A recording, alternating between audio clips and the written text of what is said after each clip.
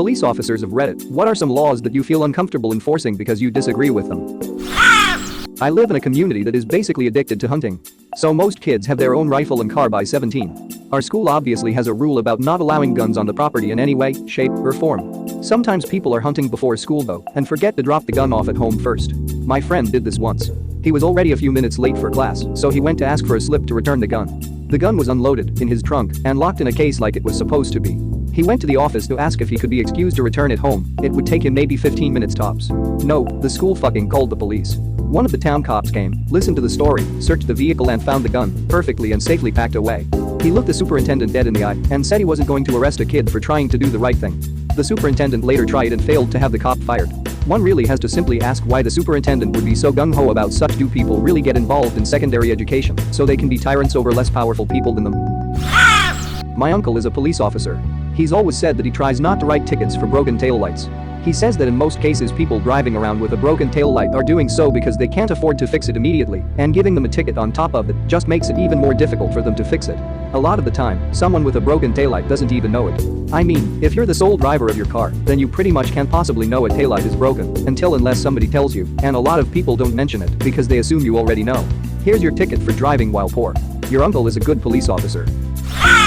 My friend is a cop in an area with real gang violence and other issues.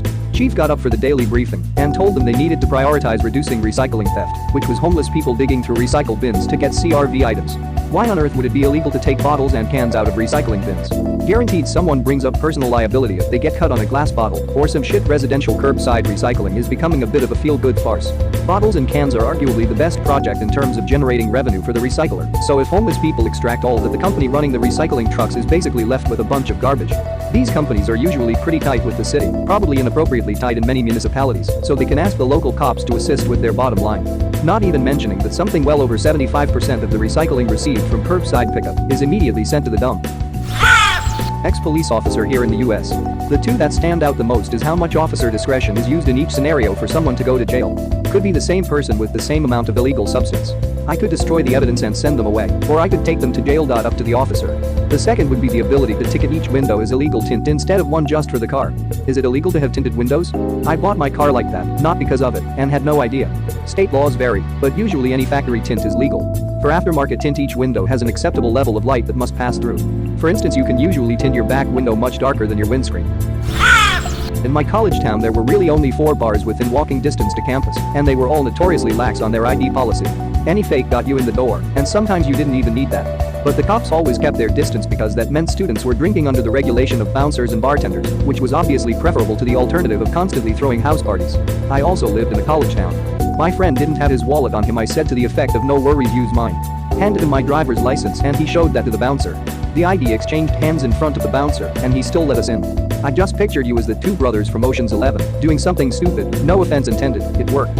And the bouncer with an expression on his face that said, "I don't get paid enough to care." Not an officer but criminal defense attorney. Driving while license revoked tickets are an absolute racket in North Carolina, and savvy cops have realized they don't care to enforce it. Basically what happens is a lower income person gets a traffic ticket for speeding or whatever.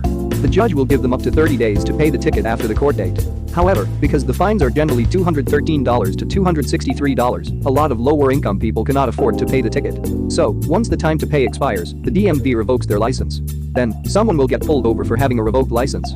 At this point, they still have the reason for the revocation outstanding. They have a new, more serious ticket, and they have to pay reinstatement fees with the DMV to get their license back, assuming they are able to clear up the reason for the revocation.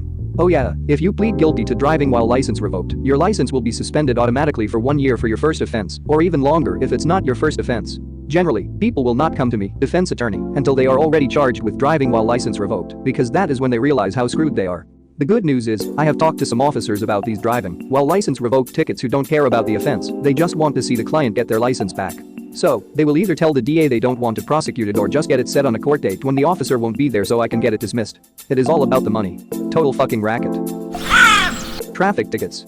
I'd pull people over, give a verbal warning about whatever dumb or unsafe thing they just did, check for warrants and let them go. I got funny looks for the blank spot in my work card where the tickets were supposed to go, but since it's illegal to officially or unofficially have a quota system, it could never be used against me in my job evaluation. So say if someone's registration lapsed, would you tell them to go pay for it right then and there or would you give them a ticket? I was given a ticket for expired registration once. I went and registered my car, showed up to my court date, and showed my proof of registration, and my ticket was dropped. That happened to me once, too.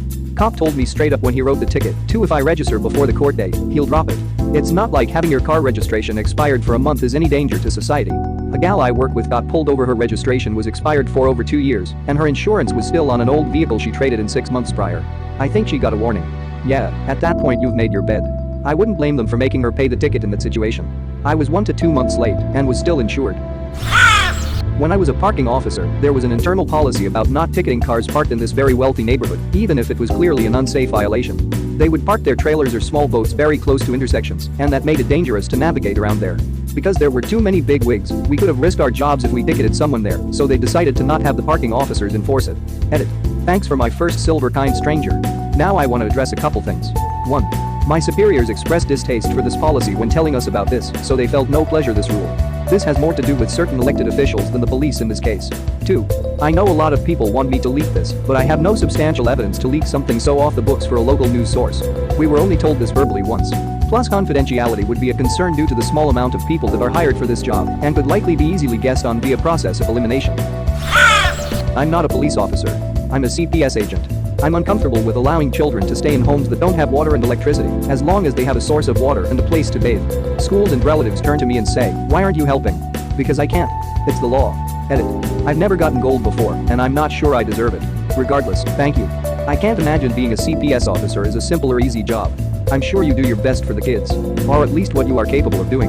It's tough because sometimes open cases can be left by the wayside for months because of caseload. We put what is called service providers in to do stuff, but this isn't foolproof. I've had one provider just never show up and never tell me. When I was a police officer, I hated marijuana laws. I would just tell the person to dump it on the ground when I found it. I did the same when I'd find underage kids with alcohol, dump it out and be on your way. Aside from that, I pretty much never wrote tickets for equipment violations, such as a headlight out, etc. I would just politely let the person know they needed to fix it.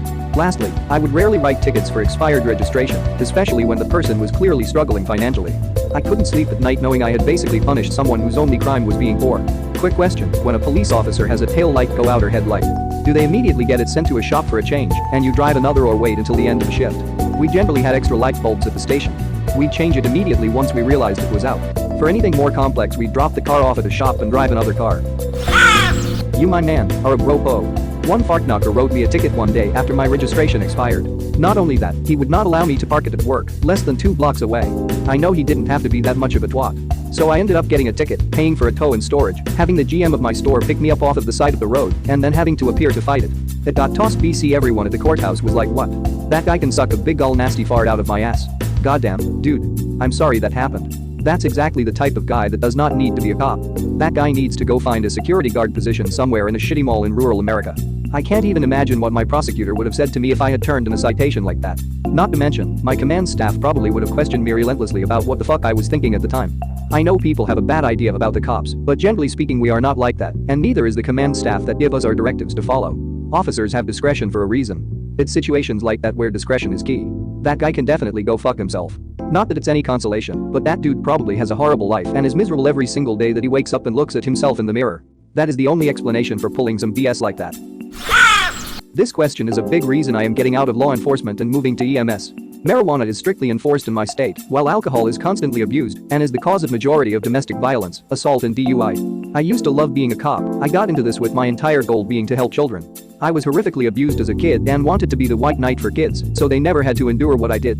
Due to poor policies in our society blacklisting law enforcement, it is impossible for us to do our jobs anymore. We are told to enforce drug laws. They make the state the most money, while the attorney's office drops DV assault cases and as rapists as often as a toddler drops their utensils. I refuse to charge marijuana in personal use amounts. I will not write tickets for bullshit traffic violations. I will stop and enforce more egregious offenses, obviously. I feel like we have lost our humanity in a lot of ways by trying to solve everything through the legal system. Jails don't fix drug problems. Cops shouldn't be focused on fighting what the state believes is crime. They should be helping people, saving lives. Persons and property crimes should be the focus of law enforcement, not petty crap like THC. Arresting homeless people. We usually just bring them in, but forget to file paperwork on them, so they get a warm bed, a breakfast, and no record. That is a very nice thing to do. I live in a high poverty, high alcoholism area, and we have a community van which is the sole purpose of picking up inebriates and taking them to drunk tank so they don't die of exposure. That'd be hard work, but I am grateful people are doing this. Wholesome public services. Back in my Leo career days, I was always very uncomfortable with using dogs to search for drugs. Yeah, they really can sniff out drugs, but the false positive accuracy is so far out of whack with what should be a legal standard for reasonable suspicion that it's little better than guessing.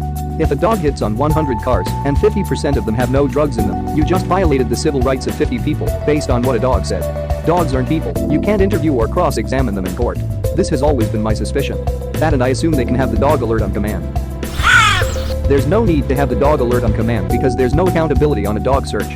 The dog doesn't give a statement or fill out paperwork. The handler just says the dog alerted to the presence of drugs. Dog searches are given way more legal latitude than human ones. A human cop would have to say, I detected the odor of marijuana, which I have been trained to recognize, to justify a probable cause search. But if a dog sits down, that's good enough to suspend the US Constitution. Don't get me wrong, dogs are a very useful tool, but we really shouldn't be subjugating a US citizen's rights to a dog. When I was in high school, there was a rumor going around that some senior was selling drugs out of his truck during breaks class changes. The police were called with no warning to him whatsoever, and they drug him out of the lunchroom down to his truck. Of course we all followed them down to the lot because we were nosy, and they asked him to open up his truck. He did, and the dog goes ballistic, and the officers are already putting him in cuffs when the dog pulled a half-eaten Bojangles biscuit out of his back seat, ate it, and then laid down. They searched his truck and didn't find anything. Turns out he had stolen some dude's girl, and he started that rumor to get revenge. There's a policy in the province that I work that basically says if you're called to a domestic you have to arrest and charge someone. So you basically have to pick who the main aggressor was and arrest charge, tell them they can't go home. A lot of times there's no injuries or evidence that anything even happened, so it puts you in a difficult spot. Also, I dislike pulling people over and giving tickets. If I see something awful, I'd be compelled to give a warning. The tickets where I work are just too expensive for the average person. I used to be a cop and we had this too. Sometimes to avoid someone getting a DV arrest that wasn't necessarily legit, we'd instead arrest them for misdemeanor unlawful cohabitation if they were unmarried. Which I also had a big problem with that law existing, but it was useful for that at least. Blah. Prior to legalization here in Canada, my city for years had a marijuana-related arrest rate almost 70% lower than the national average. This is in a college town where students make up 20% of the population, so it's not like there wasn't a lot of it in town. There wasn't any policy or directive regarding marijuana issued. It was just a result of all officers personally turning a blind eye to pot unless the citizen was being a jerk. I knew a cop that didn't want kids to get poisoned by marijuana, his words, but didn't want to arrest them or give them more trouble or fuck up their future if they faced the jerk of a judge. So, when he caught them with marijuana, he would just have them throw it away in the gutter and let them go without even taking their name. Most college kids understood that it was a good deal for them. Sure, it's some money down the drain, but you'd walk away as if nothing happened. Others would try to fight him or refuse to throw the stuff and get aggressive toward him, and he had to arrest them. Not so surprisingly, oftentimes they had a record for more serious crimes. So here is one that bugs me. John leaves the bar feeling okay, gets in the car and starts to drive home. During the drive he realizes that he's drunker than he thought, or his BAC is still ramping up from his last drink. Yes, you can be drunker a half hour after leaving a bar. He makes a decision to not drive the rest of the way home and pulls off the road at a rest stop or a parking lot, puts the car in park, turns off the headlights, but leaves it running to listen to the radio, run the heater AC, whatever, moves the seat back and starts sleeping it off a little. IMO at that point he is not driving while intoxicated. He did drive while intoxicated, but realized he was impaired and stopped. Maybe a PI if he's obnoxious or was obviously severely impaired. I argued with my instructor about this. The goal is to not have drunks on the road. The drunk got off the road on his own. If we pop those people for DWI, the lesson learned and retold to all of their drunk friends is, if you start to drive drunk, don't stop, keep driving, all the way home. Of course it's ideal if they Uber or have a DD, take a cab or public transport, but I'd rather have people who went a little overboard comfortable with the idea of getting off the damned road as soon as they realize it than thinking they have to make it all the way home or get a DWI. Then they hit some family car with a baby in the car seat. This literally happened to an old buddy of mine. Pulled himself over, turned on the heat to keep himself comfortable, and fell asleep. Before you know it he's behind bars for a DWI. He told us when the judge asked, "What lesson have you learned?" He said, "I take this with a grain of salt, yes. Next time I'll just drive straight home." Same thing happened to my buddy except he didn't even start driving home. Slept in his car at the bar with the keys in the ignition to keep the heater going. I can't believe the officer can't give discretion in a case like this. That being said, that wasn't his first DUI, and I think the local PD knew him somewhat from earlier cases. Shit, one of my buddies got one for sleeping in the driver's seat with the keys in his pocket. Might have been attempted DWI, it was a while ago. It fucking infuriated me though because he was going out of his way to avoid drunk driving, and he got crushed for it. It's not a specified law as such, but in the UK people can use reasonable force to protect themselves, others and property, etc. Obviously everyone has their own interpretation of what reasonable force is, but I remember going to one job where a bloke was sat on his couch with a beer watching TV when a drunk bloke has just walked straight into his living room via the front door. A confrontation ensued, and the drunk trespasser had become aggressive, and a fight ensued. Long story short, the trespasser was given a proper shoe-in, so much so he's ended up in the street where he has then called the police. We attended and his injuries were substantial enough that the house occupant was arrested for grievous bodily harm, GBH, and it most definitely rubbed me up the wrong way in being involved in that job, because I totally sympathized with the guy, and felt any of us would have probably done the same thing if we were in his position.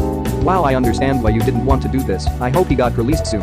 He said he was arrested, no mention of convictions, so he may not have been charged, also could have been, just pointing out that we don't know. Where I work there is a statute prohibiting leaving your car running unattended. It is called no puffing laws.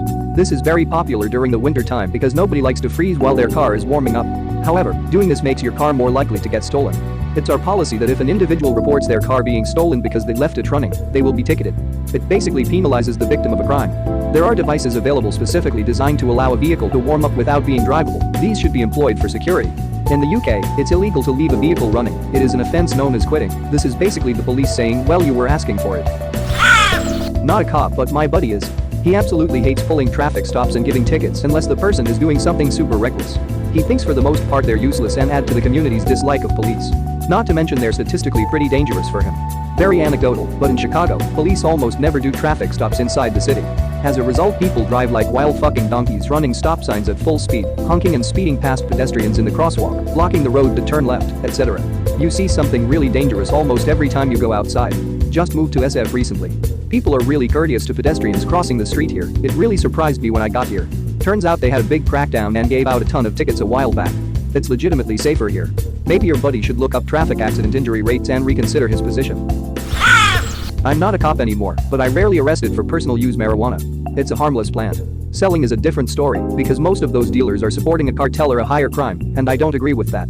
There was one case where a bunch of guys in my agency would have arrested in a heartbeat, and honestly, by law I was required to investigate, but didn't. A car drove through the back of someone's house because the driver confused the brake and gas pedal. The house that was driven through had a lone marijuana plant in another room, which is a felony in my state, and growers get shit on in my state. I stepped in front of it so the firefighters and others wouldn't notice and raise hell about it. This homeowner was a good old boy and a church-going father who worked a nice job and contributed greatly to society. I'm not trying to ruin his family's life over a plant. When I walked out of the house and came back in, the plant was missing. He was probably shitting bricks the whole time I stood there. Now that I'm not a cop, I thought about leaving a letter in his mailbox telling him I knew about the plant, but I don't want to make him paranoid, lol. Thank you very much for watching. Don't forget to subscribe and like this video. Tell me what you dislike or love about this video, so please comment below and hit the bell icon so you're notified anytime a new video is released. This is a WeCrow Media production.